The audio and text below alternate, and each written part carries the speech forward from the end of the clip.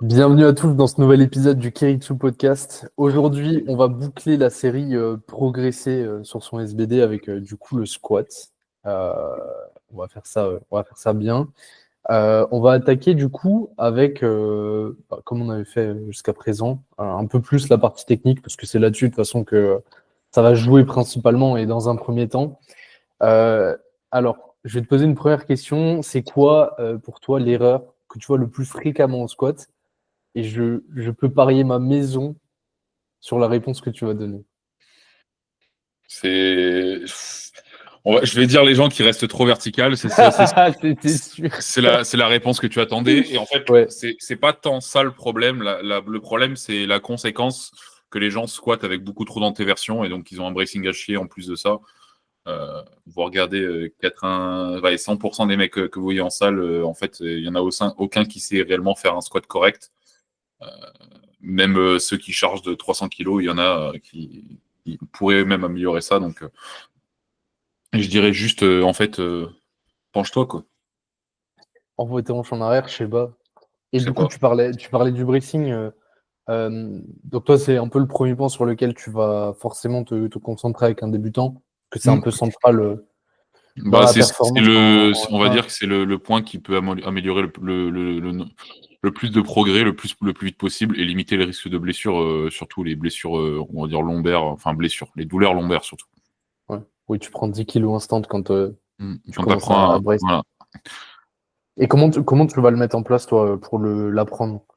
Est-ce qu'il y a Quoi donc? des exos que tu Le mets bracing?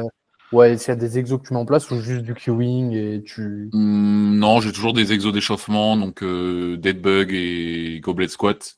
Le Hmm. dead bug qui permettra exercice de proprioception et de putain de coordination qui permettra du coup de lutter en fait contre l'antéversion sur la phase excentrique au niveau des bras et des jambes. Et le goblet squat qui permet de faire une transition moins spécifique que directement passer sur un low bar en fait sur le squat. Et donc après on a bien placé ses hanches en fait tout simplement avec un goblet squat et après bah, tout simplement en fait je sais pas Je sais pas. ne sors pas ta poitrine quoi. Tasse-toi sous la barre. Même si faut pas non plus en arriver à l'extrême inverse. Parle de toi Ouais, je parle de moi, ouais. là.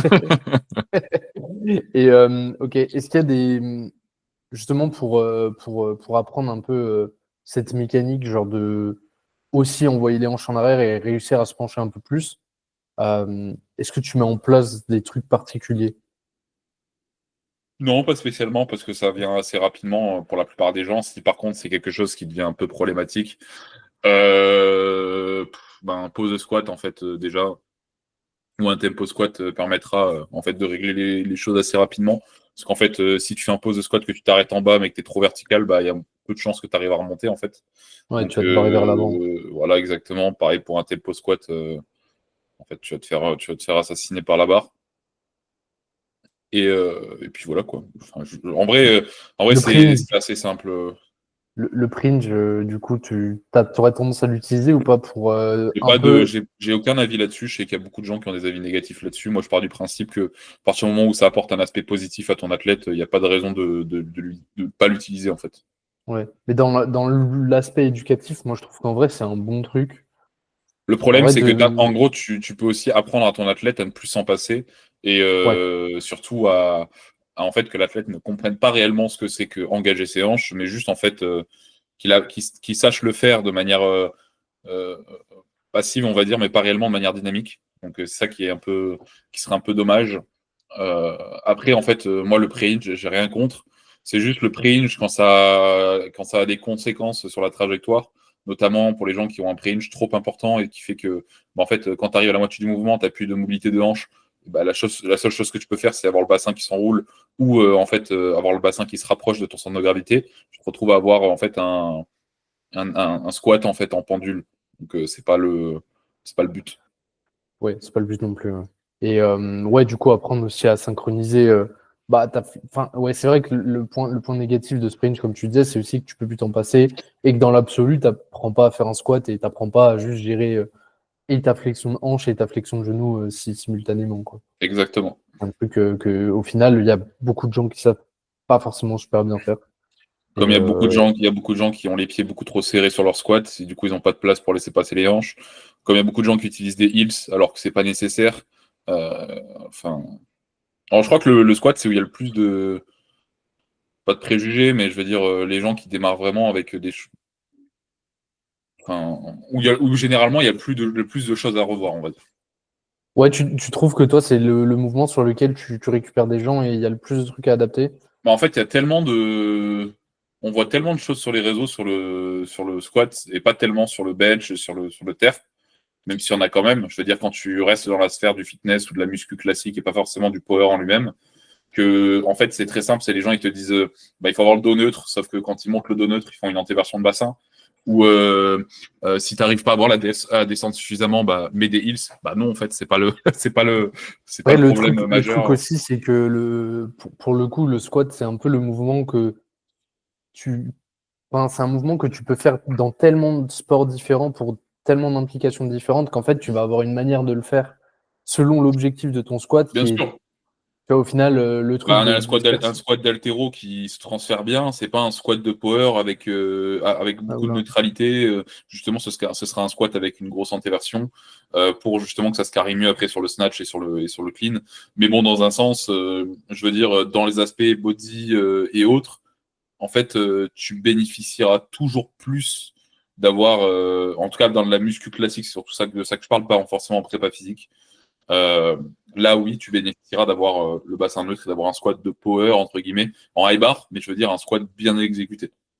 Ouais, clairement. Contrairement bah oui, forcément, sur les sports un peu type explosif, comme le 100 mètres ou le saut de haie, ce genre de choses, ou soit la perche, ce genre de choses, bah oui, là, forcément, je veux dire, tu essaies de mimiquer quand même la position que tu as sur la phase de course ou quoi que ce soit, et bah, est-ce que tu as déjà vu un mec courir avec le dos neutre et le bassin neutre? Bah non. Est-ce que tu as déjà vu un mec courir en faisant un bracing? Bah, je ne pense pas, donc je veux dire, Ouais. c'est pas. Bon, après, en dehors du power, de toute façon, en dehors du power et juste pour un aspect body, pourquoi tu fais du squat en fait? Exactement, mais bon, ça c'est autre chose. Ça, Hormis c'est pour un autre l'aspect débat. adhésion, en fait, Ouais. c'est pas de. Mais ouais, mais clairement, je suis assez d'accord avec toi. Je pense que vraiment le truc au final que je fais le plus en coaching quand je récupère quelqu'un, c'est faire écarter la stance à la personne et lui dire de se pencher. Tu vois, genre, c'est Ouais, vraiment c'est ça. c'est pour la cue que je donne à 90% du temps quand je démarre un suivi. Et, euh, et niveau programmation, est-ce que toi, tu as un pattern qui se répète assez régulièrement, un truc sur lequel tu es plutôt à l'aise Quand je récupère un athlète, généralement, c'est des fois 7 sur le jour secondaire, avec trois quatre séries, et sur le jour primaire, c'est des fois 5. Si jamais j'ai en back-off, je veux dire, si jamais j'ai un top 7. Si jamais j'ai pas de top 7, ce sera des fois 4 ou des fois 3. Puis, tout et après simple. tu spécifies progressivement, tu progresses, Exactement. Et si tu je vois que spécifies la fourchette. voilà, je reste relativement spécifique, hormis si l'athlète a des problèmes spécifiques dès le départ. Et après, selon les choses que je vais intégrer, par exemple, je ne mettrai pas forcément du x7 sur du pose squat ou des choses comme ça. Par contre, je laisserai, parce qu'il y a plus de tension, donc pas forcément plus d'intensité, mais c'est juste que ça peut mettre un peu plus d'emphase sur le lombaire, donc ça peut créer des petites tensions. Pareil sur le tempo, c'est pas quelque chose que je vais faire, donc je resterai plus sur des x5 à ce moment-là. Par contre, sur le A-bar, bah oui, je resterai sur des x7, il n'y a pas de problème majeur parce que c'est quand même relativement spécifique. Je veux dire, il y a pas de règle après, mais généralement, ça dépend d'où je pars, mais généralement, je pars pas en dessous de 6 séries de squats et je dépasse pas 10 séries de squats, quoi. Tu dépasses rarement 10. Ouais, c'est rare, ouais. J'en ai qui sont à 12-13, mais c'est rare, tu vois. Ouais, faut vraiment que ce soit J'ai Juliette, par exemple, qui a 12 séries, je crois, de squats. ok. Après, c'est un Sur tout deux petit gars fréquences, sur 3 fréquences. sur trois. Mais avec une fréquence très légère en comp. Hmm. Donc, je crois que c'est à 80 alors qu'elle a un max à 100, 130 quasiment. Ok. Oui, donc vraiment juste la fréquence pour. Bon, après, de toute manière, trois fréquences au squat, t'as rarement trois fréquences que tu pousses parce que C'est ce que sinon, j'appelle une, c'est ce que j'appelle une fréquence exertion, quoi. c'est dans quel but là? C'est juste pour lui rajouter un peu de fatigue avant son primaire. Non, parce qu'en gros, en gros, son organisation de semaine, c'est squat primaire le lundi, Ouais. le mercredi, donc elle a son deadlift secondaire, Le jeudi, elle a son squat secondaire. Le vendredi, elle a son deadlift primaire. Et en dernier de la séance, après le bench, etc., elle a son squat ternaire. Pour éviter qu'il y ait genre 4 jours où elle fait rien et Voilà, exactement. ouais, qu'elle Pour arrive. qu'elle arrive le lundi et que ça ne soit pas non plus trop mauvaise, quoi. Ok. Et est-ce que tu as des variations que vraiment t'affectionnes particulièrement au squat ou Le high tu bar. vas. Ouais, ok. Dans quel. Pourquoi? Overall, en fait, je trouve que c'est la variation qui est la plus complète et qui permet de régler le plus de soucis. Une position plus avantageuse pour apprendre le bracing, une position plus avantageuse pour libérer les épaules qui peuvent être tendues, une position, euh, comment dire, une variation auto-limitante assez simple. Ouais. Je pense qu'il y a trop de gens qui Euh, savent pas faire un high bar. voilà, c'est ça. Ouais. T'observes pas mal du coup de gens qui ont des high bars genre vraiment très très loin de ce qu'ils peuvent faire Ouais. en low bar. Et du coup, C'est pas. ouais. Non, je veux dire, je le mets pas tout le temps non plus, tu vois, mais je veux dire, généralement, quand je vais. Comment dire?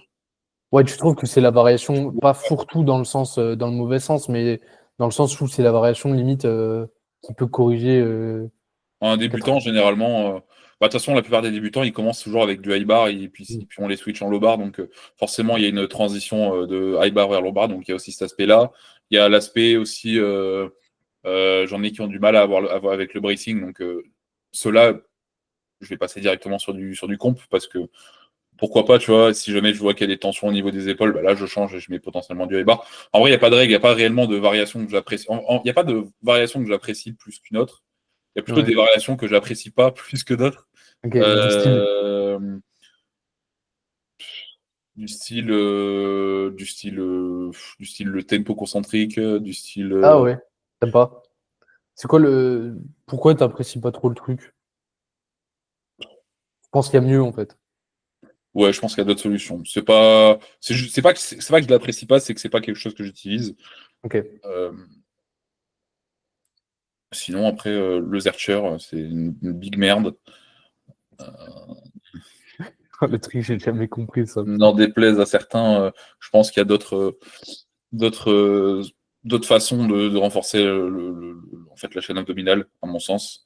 Ou en tout cas de faire quelque chose qui carry correctement le squat en renforçant juste cette partie-là, sans s'arracher la peau des coudes ou la peau des bras. Enfin, je sais pas, il fait froid là. Froid. Je tremble. Heureusement que t'habites à Toulon. Franchement, Faut putain, déménager dans le nord, là. mauvaise idée. Et toi, Nathan? Est-ce que j'ai des variations que j'apprécie ou que je déteste? Ouais, ouais, ouais, ouais. Bah moi, pour le coup, le tempo concentrique, j'adore ça. Vraiment, le squat 3-0-3. SO Coco. Ouais, ça, j'en ai trop. En fait, j'en ai trop eu pour ne pas pour ne pas en mettre. Moi, vraiment, pour le coup, j'observe vraiment beaucoup de bénéfices sur cette variation. Et autant, je suis vraiment pas adepte de mettre des variations pour mettre des variations. Mais tu vois, à l'image de ce que tu disais, toi, sur le squat, je trouve que justement, ce tempo est excentrique et concentrique. En fait, il est fourre-tout dans le sens où tu peux régler plein de problèmes différents, en fait. Ouais. Que ce soit un maintien de position, soit plutôt de ton bassin, soit plutôt de ton haut du dos, apprendre à gérer tes flexions, apprendre à gérer le poids de corps sur ton pied, enfin, ce qui est un peu lié dans un sens, tout est un peu lié, mais vraiment pour le coup, ou même juste en variation auto-limitante, vraiment je suis très fan d'avoir genre un top 7 en 3-0-3 sur un jour secondaire et plus tard dans la semaine un autre top 7. Tu vois, typiquement, c'est un truc qui peut revenir pas mal dans mes progs. Et après, sinon, honnêtement, ce sera juste du tempo excentrique. Pour le coup, le squat, très rarement, je vais utiliser soit du pause, soit du. Ouais, qu'est-ce qu'il y a d'autre en vrai? J'ai pas. Du high bar, par exemple, je vais quasi pas en mettre. Peut-être parce que j'en ai jamais fait de ma vie jusqu'à la semaine dernière. Euh, ce qui T'avais est, ce qui jamais, est- t'avais jamais fait de high bar? J'ai jamais fait de high bar de ma vie. Enfin, si, avant, je veux dire, avant de faire de l'AFA, mais depuis que j'ai commencé l'AFA coaché, j'ai jamais fait en 3 ans, j'ai jamais fait de high bar. Quelle Pas une masterclass le high seule bar. fois. Et ça m'a fait tout drôle. Mais peut-être qu'à l'avenir, du coup, maintenant que je l'aurais pratiqué, peut-être qu'il va un peu plus ressortir. Mais vu que c'est pas un truc que j'ai beaucoup fait, c'est pas un truc qui revient énormément. Euh, mais ouais, sinon, le squat, pour le coup, en vrai, en termes de programmation, j'ai pas de grandes règles et j'ai pas forcément de variations que j'apprécie plus que ça en dehors du tempo et juste du tempo concentrique. Et généralement, ça va plus être du travail de déjà de trouver en fait la position qui convient à l'athlète. Je trouve qu'en fait, le squat, c'est le mouvement sur lequel tu as le plus de. Tu as un spectre de positions que tu peux prendre qui est le plus important. Globalement, au bench, je veux dire, tu t'es couché et tu vas chercher à ponter au max, tu vois. Tu peux pas non plus. T'as pas une variété de bench différents. Hmm. Le deadlift, c'est pareil. Je veux dire, en sumo, tu as peut-être un peu plus de possibilités, tu vois, parce que tu peux vraiment jouer sur ta stance. Mais je trouve que le squat, c'est vraiment le truc. Tu peux écarter tes pieds, les resserrer. Tu peux monter la barre, la baisser. Tu peux être plus ou moins penché. Et du coup, je trouve que c'est le mouvement sur lequel les athlètes peuvent le plus vite en fait se tromper, prendre une direction qui n'est pas du tout la bonne. Et souvent, en fait, le premier truc que je fais, c'est surtout de trouver la position qui permet à l'athlète d'être confortable Hmm. et surtout d'avoir la technique la plus répétable. Et après, à partir de là, vraiment le squat, c'est vraiment le mouvement où je programme le plus de comptes, quoi. Si vraiment s'il y a une variation qui tombe, ce sera ce que j'ai abordé avant, mais sinon ce sera tout le temps du compte, du compte, du compte tout le temps. Qu'est-ce que tu en penses du compte tout le temps, toi? J'en pense des bonnes choses. Mais ouais, voilà. Est-ce que, euh, est-ce que, vu qu'on parle un peu de programmation de variation, pour aller un peu plus loin, mais est-ce que tu as des accessoires vraiment que tu programmes spécifiquement pour carry le squat de Non, quelqu'un? on en avait déjà parlé, pas Comme, spécialement. comme au, comme au deadlift, t'as pas vraiment Voilà. il n'y a pas de variation où tu te dis, Non, genre ça, c'est pas non, du pas style. spécialement. Pour Parce que vraiment, en termes de. Pour carry techniquement le squat, non. Même pour carry en termes de fatigue, non plus. ouais, J'aurais généralement les accessoires tu bas trouves du un corps. moyen, en fait, tu trouves juste un moyen d'en faire plus, quoi, en fait. Moi, exactement. Ouais, ok. Généralement, les accessoires bas du corps, j'utilise principalement à des fins d'hypertrophie. Ouais, Presse à cuisse, les curls, les extensions, adducteurs. Vraiment, le nombre de personnes qui manquent d'adducteurs, c'est affolant. Euh, un peu comme. ça personne ne les fait, hein. C'est alors que. Et des adducteurs solides et sur un squat solide, C'est quoi. vraiment le genre le muscle. Je trouve que c'est le muscle le plus sous-coté en FA, alors que c'est le Tu muscle veux, que tu utilises sur deux tiers de tes mouvements, en fait. tu veux une belle jambe et des adducteurs. Ouais, en body, pareil, tu vois, les Je mecs préfère qui avoir je préfère d'avoir des adducteurs qu'avoir des quads, hein, donc. les mecs spamment les quads, alors que il suffirait juste qu'ils fassent 6 séries d'adducteurs dans la semaine, et ils auraient Exactement. plus de problèmes de cuisse. Euh, Putain, mais bah, en vrai, je dis ça, mais je programme quasiment jamais de machine adducteur. Quelle Mais c'est pas honte. grave. C'est pour ça que je suis un meilleur coach. C'est pour ça que j'ai tout à apprendre. Mais ok. M- Moi, pour le coup, je suis un peu plus. Euh, Ça va un peu plus m'arriver de programmer des assistances vraiment pour, entre guillemets, carry le squat ou remplacer du squat que tu peux pas forcément faire. Après, le problème, c'est que ça nécessite d'avoir des machines correctes, quoi, parce que pour le coup, ça, En vrai, c'est en vraiment vrai, dépendant de où tu es. en vrai, comme j'ai dit à la fois, en fait, je trouve qu'il y a vraiment pas énormément de... Deux gens chez qui ça se justifie vraiment. Ouais, vraiment, en fait. Genre, je suis pas. C'est pas que je suis pas fan, mais c'est que je sais pas. Je suis pas. Ouais, je suis pas fan.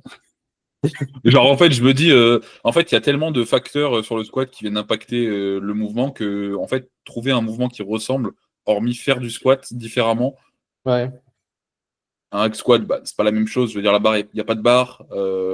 T'es ancré Dans tous les sur un. cas, tu trouves ça trop peu spécifique. Ouais, c'est ça. Je trouve qu'il y a trop peu de carry. En fait, le carry sera juste au niveau de la fatigue des cuisses, mais c'est tout, quoi. Mais c'est tout. Ouais, ça fait sens. Ça fait sens. Mais ok, ok, intéressant. Est-ce que tu as d'autres des trucs que tu voulais rajouter globalement sur le squat qu'on n'aurait pas abordé? Tu ne progresses pas au squat, pousse plus fort. Tu ne progresses pas en squat, je sais pas, prendre du poids de corps en fait. J'ai pas fait plus, quoi. Tu ne fais pas 100 kilos, je sais pas, fais 100 kilos, quoi. Vraiment, le moment où j'ai progressé au squat, je crois que j'ai pris 40 kilos sur mon squat, instant, quand j'ai pris 15 kilos de poids de corps. T'es devenu obèse. Ah non, mais j'étais maigre avant. J'étais maigre, Ouais, je mais faisais pour le coup, 110 kilos, je passais à 125, 130, tout va mieux, quoi. ouais. Après, de la même manière, je trouve aussi que c'est potentiellement le mouvement sur lequel tu vas vraiment le sentir, que ce soit positivement ou négativement, de prendre du. Je suis pas d'accord négativement, je suis pas d'accord positivement, je suis d'accord. En fait, je Ouais, pense que tu vas beaucoup avoir comment dire, beaucoup plus bénéficier d'avoir un très haut poids de corps, voire même d'être en surpoids sur le squat, que l'inverse du fait trop maigre, d'être ouais, je suis trop d'accord. maigre. Donc, le seul point faible que tu peux avoir du fait de devenir trop gros, c'est juste en Ça fait va d'avoir des vraiment problèmes changer ton de pattern. mobilité. Non, pour moi, c'est juste des problèmes de. En fait, il faut vraiment être genre Obèse, ouais, faut vraiment passer d'un. obèse morbide pour vraiment avoir des. Ça va être bâtard ce qu'on dit, mais faut vraiment être obèse morbide en fait, à mon sens, pour vraiment avoir des soucis de gestion de pattern, tu vois. En fait, mais c'est justement ça, c'est le but, c'est que ça change ton pattern, en fait, ça qui te rend Ouais, plus fort. Parce qu'en fait, bah, plus grosse cuisse, plus gros mollet, euh, plus gros tout court, en fait. Donc, tu as plus de renvoi, tu as plus de facilité de maintenir la tension en bas du mouvement, tu as plus de muscles, en fait. En fait, vraiment le rebond des ischios sur les mollets, putain, et quel c'est bonheur. affolant. C'est affolant. Quand en fait, t'as l'impression en fait que t'as des genouillères sans en avoir, tu vois. Ouais, Donc ouais, vraiment, je te dis, t'es fort devenez obèse, quoi. t'es nul au squat, prends 10 kilos, je sais pas. Après, tu sais plus faire un tradi, mais tranquille. C'est ça, et où tu le bénéficies le plus négativement de prendre une prise de poids, c'est le soulevé de terre, hein. C'est là, quand tu prends Du des bide. cuisses ou du bide. En fait, si Ouais, tu ou prends du les bide, cuisses aussi, ouais, ça va. si tu prends du bide, en fait, tu vas être limité en termes de mobilité des hanches parce que tu pourras pas descendre parce que tu as tellement un gros bide que la ceinture elle va bouger dans tous les sens. Et inversement, si tu prends trop de cuisses, en fait, la barre va venir, elle s'enfonce de zinzin. Et en fait, tu te mets des bâtons dans les roues, en fait. Donc, c'est pour ça qu'il faut trouver le juste milieu entre trop gros et pas assez gros et adapté, en fait. Et pareil, les gens qui sont trop maigres sur un squat, c'est bien, mais en fait, si t'as pas un minimum de masse grasse dans le dos pour maintenir la barre, en fait, la barre, elle fait sa vie, tu vois, dans ton dos. Ouais, après, pour le coup, moi, je trouve que c'est plus une question de. Moi, j'ai des C'est athlètes qui surtout sont de stress que tu vas pouvoir tanker J'ai derrière, hein. c'est surtout les athlètes débutants. Bon, certes, ils manquent de muscles, mais je veux dire, surtout les athlètes débutants qui sont un peu skinny, tu vois. En fait, ils me disent, ouais, bah la barre à l'église, je fais normal. T'as ni gras, Normal, chef. t'as ni gras ni muscle. Ça va venir, tu vois, mais il faut que ça vienne, quoi. Ça vient. Il faut faire des chest supportés de roue. Exactement. Il faut prendre 10 Ok. kilos de poids de corps. En fait, la réponse à tout, c'est prendre 10 kilos de poids de corps. Tu Mais que vraiment, tu sais que quand tu m'as dit à Cognac, Nick Bulk et vois ce que ça donne. Putain. Il a pris les choses au premier degré. Let's go, 95 kilos. Let's go! T'as combien là? 93,9. D'ailleurs, il va Wesh. falloir que je me sorte les doigts un peu parce que Ah, ça on va va, pas. frère. Tu manges Non, pas, mais tranquille. tu réduis un peu les cales 2 jours et c'est bon, t'es à 93, hein. Oui, non, mais oui, bien sûr. Mais après, ma balance, elle se pèse un peu, donc ça doit plus être un peu plus, tu vois, mais tranquille. Ça va faire. Au pire, tu te pèses en 105, Il c'est pas comme si y tu pouvais aura te pas. qualifier aux France, quoi. Surtout pas depuis hier. Parlons-en, attends, de Tu ces veux en minima. parler? Bah, moi, Parce qu'on a vu ta story de gros rageux je suis pas un gros jeu, Instagram. mais et je me suis pas mal censuré, mais vas-y, moi, ça me rend ouf.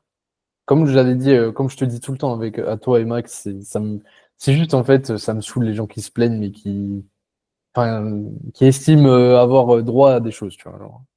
Vraiment, ce qui m'a fumé, c'est je pense qu'il est grand temps de faire quelque chose pour les gens entre R1 et N1. Bah, je sais pas, juste Mais progresser, peut-être très s'entraîner, je je sais sais pas, pas. prends un coach, je sais pas.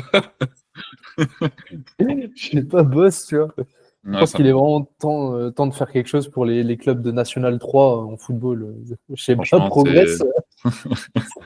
et de meilleurs footballeurs, je sais pas. C'est aberrant. Vraiment, non, en vrai, je trouve que c'est très bien. Comme on avait déjà discuté l'année dernière, je sais plus Si tu étais avec Ça a baissé là d'ailleurs, ça Théo, a été régulé à 760, je crois. 2. Les minima France pour les 105. Je crois C'était que c'est 700. les 120. Les 120, en fait, ils avaient juste oublié de le Non, mettre à jour. en gros, c'était 790 pour les 105. Ouais, Ils avaient laissé 765 pour les 120. ouais, Et là, ils sont passés à 760 pour les 105 ouais, et 770 pour les 120. ouais. Ouais, pour les respecter un petit peu, quoi. Et après 800 pour les plus de 120. Après Non, 800. je trouve que c'est très bien. Ça participe à un truc. Ça participe, en fait, à juste la professionnalisation du sport et c'est très bien. Hum. Je veux dire, des France avec plateau A, B, C, Si c'est c'est très la bien. seule chose qui te décourage, arrête la force, hein, je vais te dire. Déjà, Imo, si tu t'entraînes pour faire les championnats de France, En fait, si tu t'entraînes pour les championnats de France et que ça, tu si tu galères. commences la force pour ça, c'est vraiment. J'étais d'accord avec ce que Max il avait dit, c'est vraiment tu vis pour les satellites en fait. Et en fait, généralement, ce genre de personnes, en fait, ils auront jamais les minima. Ou alors ils les auront, mais en fait, ça sert à quoi Faire limite de la dernier vie du plateau C, tu vois. pour faire dernier du plateau C. Enfin, je veux dire, à un moment. Pas grand respect aux derniers du plateau C parce qu'ils sont meilleurs que nous, mais Oui, mais enfin, je je veux veux dire, dire, est-ce que genre râler sur les réseaux pour ça, enfin, à un moment, je sais pas, sois un adulte et travaille quoi, je sais pas. surtout que c'est 4 heures dans ton année en fait. Genre vraiment, les France, c'est 4 heures dans ton Voilà, année. je sais pas. Et Apprends à prendre du plaisir à l'entraînement, je sais pas, c'est. si tu kiffes pas le reste du temps, honnêtement, je sais pas, enfin, c'est vraiment le sport, un des sports les moins ludiques du monde. Si en plus tu fais ça juste pour une échéance dans ton année, Bah ouais, et je sais puis pas. après, j'ai envie de te dire. Bon, après, moins ludique, il y a la pétanque qui existe, quoi, mais quand même, C'est ouf, mec. C'est trop bien. c'est pété au sol la Mais pour pétanque. ça, pour ça, pour ça, il faut venir au week-end Kairitsu, au week-end Cohésion. Voilà. Exactement. Putain, Et mais. pour ça, il faut prendre un coaching. Oh mon Dieu. Oh la calvasse. C'est donc ça être coach, être coach de FA. C'est donc ça, être déprimé et stressé toute sa vie. Ok, ok. Ah là là. Bon, est-ce que t'as pas une petite question piège, Nathan? Non, t'as pas de question, toi. J'ai posé un peu mes questions pièges. Voilà, parce que moi, j'arrive toujours pas préparé du tout parce que je suis. Tu m'as dit que tu avais une question piège. Non, j'ai rien dit. Ah, si, c'est ce que tu m'as dit avant. C'est faux. C'est faux. Mais non, j'ai pas de question piège. Si, c'est la question piège, c'était est-ce que les gens sont des fiottes avec à se plaindre des minima, voilà. On a Oui. répondu. POV, oui. Mais Voilà. voilà. Bon, podcast très rapide. Donc, pour terminer ce podcast, on vous invite à utiliser notre code Kiritsu sur NutriPure si vous voulez devenir extrêmement solide et avoir un squat à 300 kg. Comme toi, quoi. Premièrement, voilà. Hein?